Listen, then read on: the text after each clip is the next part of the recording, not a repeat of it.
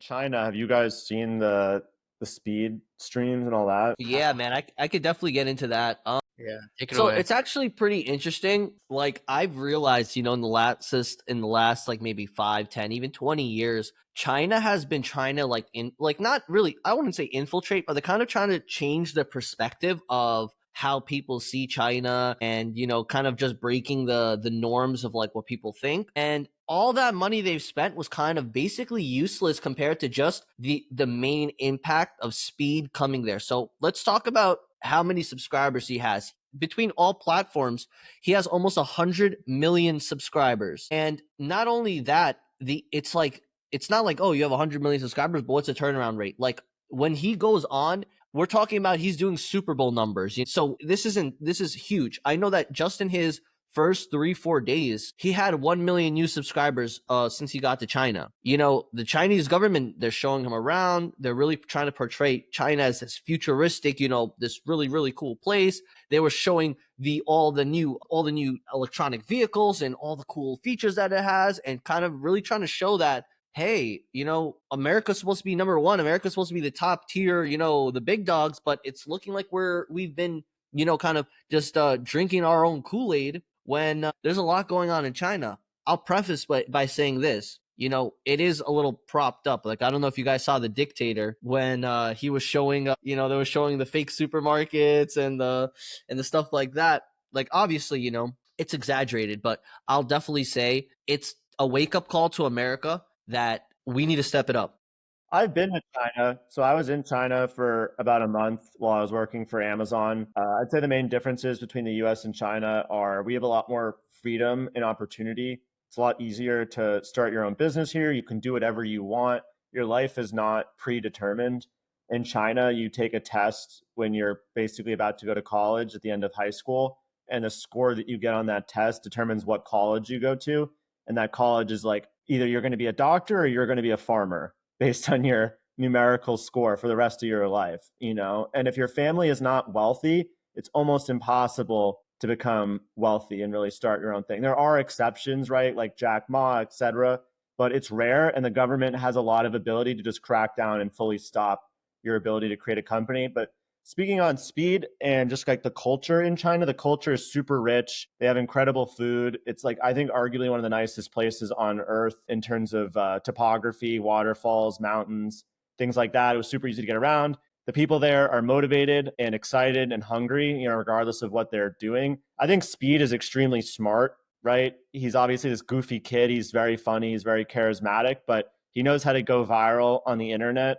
I don't know if he has like a really good manager or he's coming up with all these ideas himself, but I think it's cool that he's going to places that are off the beaten path, right? A lot of streamers will go to like Miami or New York City or LA, and it's like all the same stuff at the end of the day. He's going to Brazil, Argentina, and then obviously China, and places that a lot of people may never have the opportunity to go to. So it's almost like combining like Anthony Bourdain's like no reservations with IRL streaming, which I think is very very smart. Yeah, yeah. I'll be honest. I don't know much about Speed. I've never watched more than like a clip of him, so I don't even know.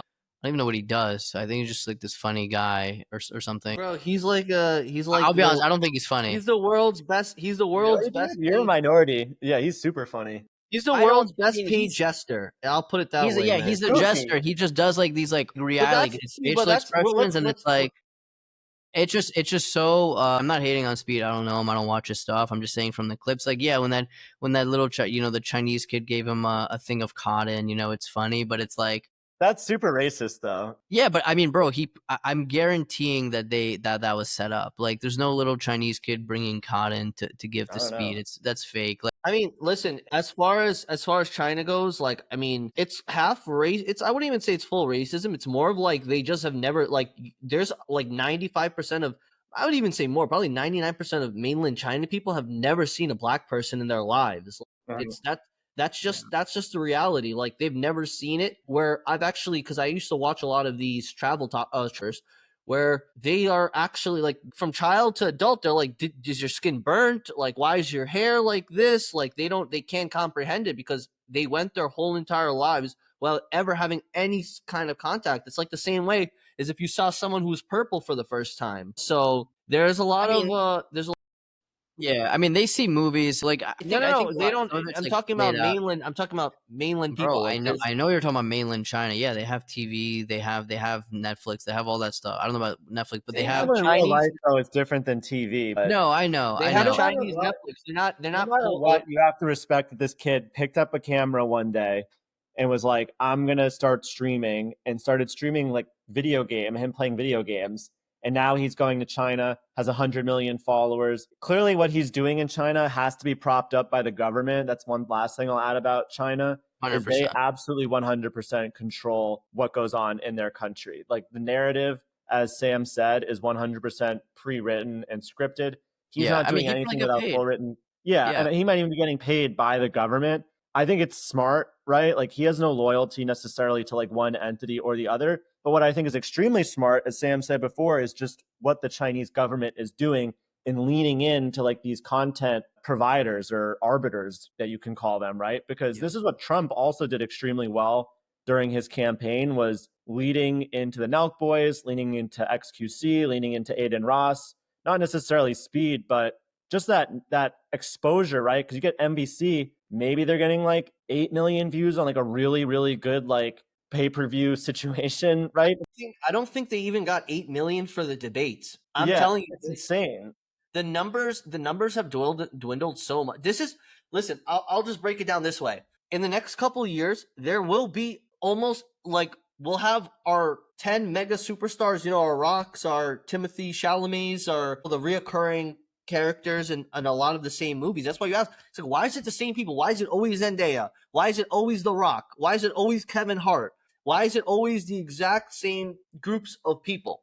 But this is the thing. Even when you look at major companies now, Domino's, they're not using The Rock. They're not using celebrities anymore. You know who they're using? Those random, the dudes that eat in their car. Like they'll take the video of them eating in the car. There's like a couple big ones, but that's who they're using now. And I've seen Chipotle, Dunkin' Donuts, all these major. They're not using it because it's the cost to. It's the ROI at the end of the day. The ROI with pushing it to your followers is way higher because you have a connection. That's the whole thing. That's the main thing where I could even circle this back to my YouTube page.